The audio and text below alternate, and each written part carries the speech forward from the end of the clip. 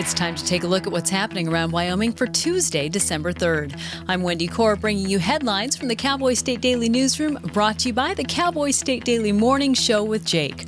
From 6 a.m. to 10 a.m. Monday through Friday, Cowboy State Daily's Jake Nichols takes you deeper into the stories that matter and keeps up with the news, weather, and sports in your part of Wyoming. Just tune in to cowboystatedaily.com and join the conversation. Wyoming and 10 other states are suing 3 massive investors, accusing them of colluding to downsize coal companies in the name of achieving net zero carbon emissions, all while driving up energy prices for Americans and monopolizing the market in the process.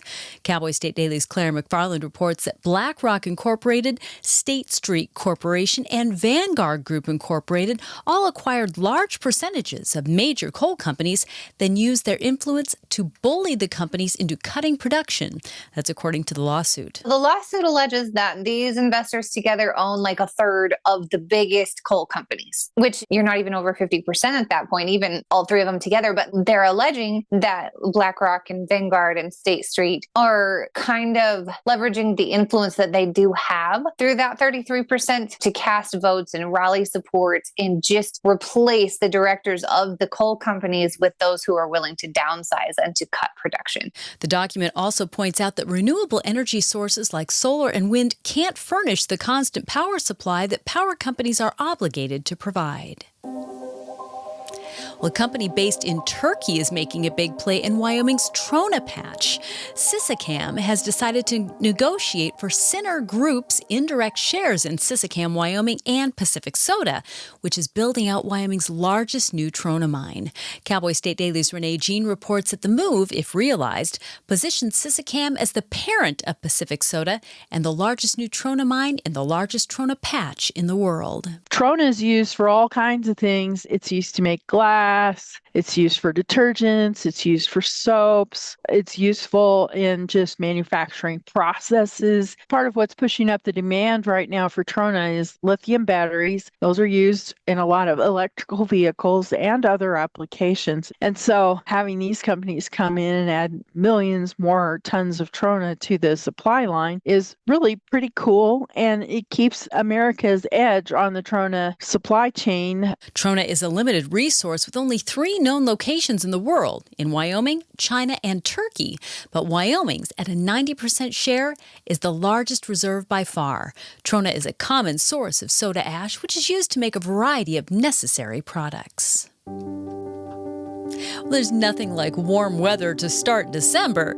This week's temperatures might not break heat records, but they will be significantly warmer than average for this time of year.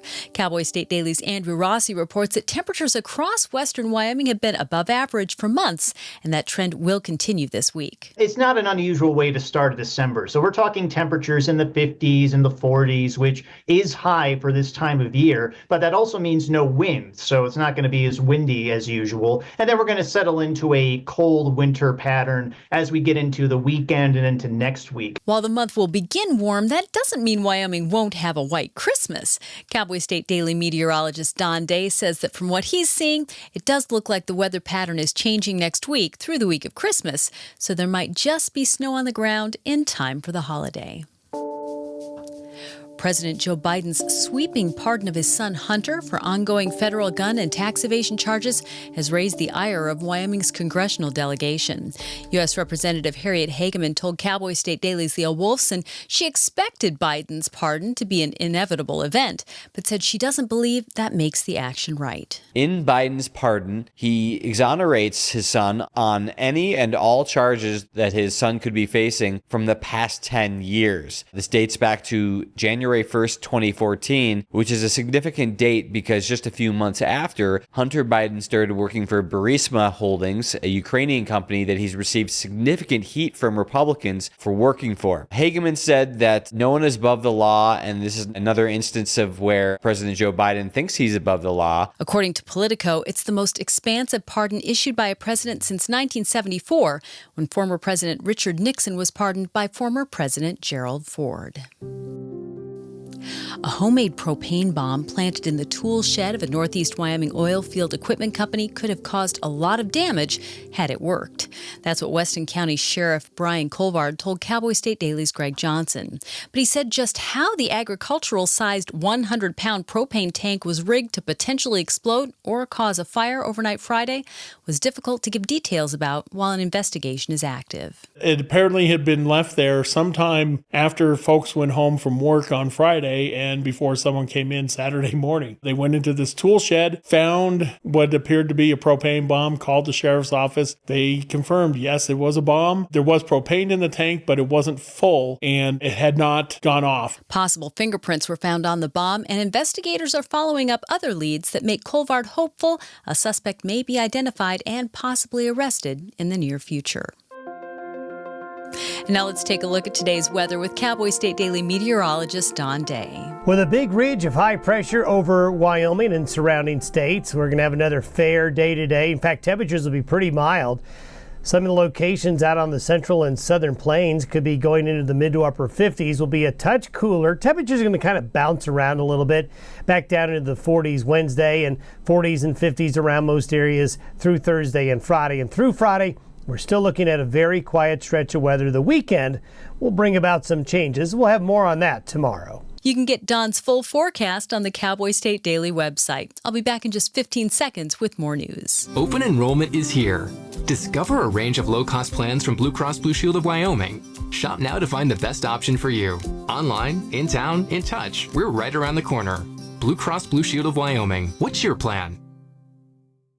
A series of power outages hitting Cody Sunday and Monday weren't caused by the construction of a new Church of Jesus Christ of Latter-day Saints temple, rather a bird that got itself fried by a power line.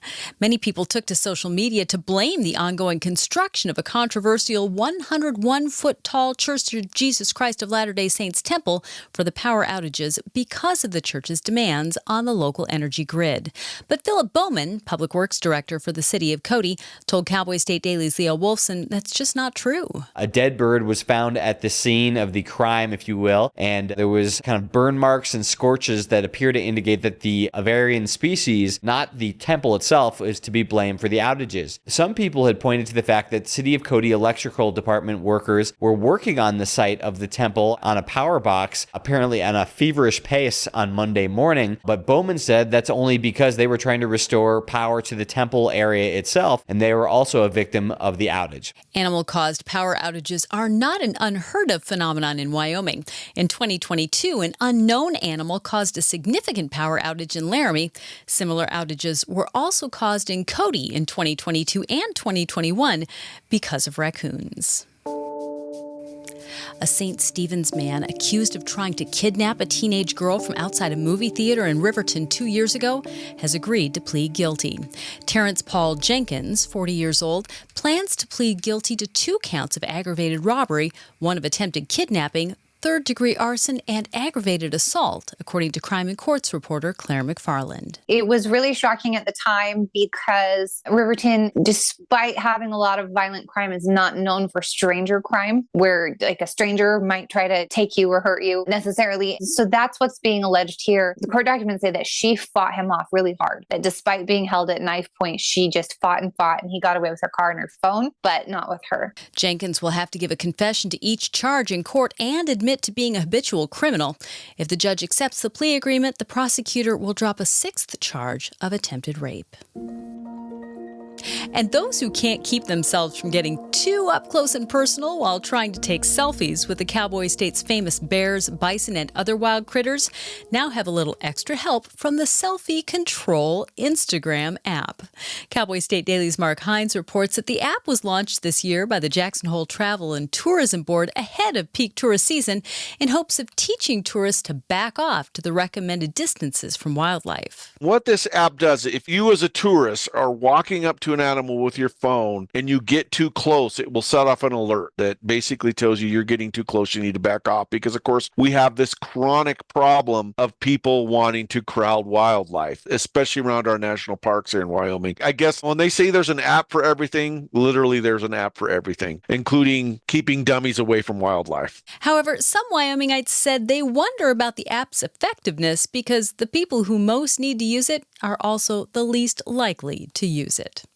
And that's today's news. Get your free digital subscription to Wyoming's only statewide newspaper by hitting the daily newsletter button on cowboystatedaily.com.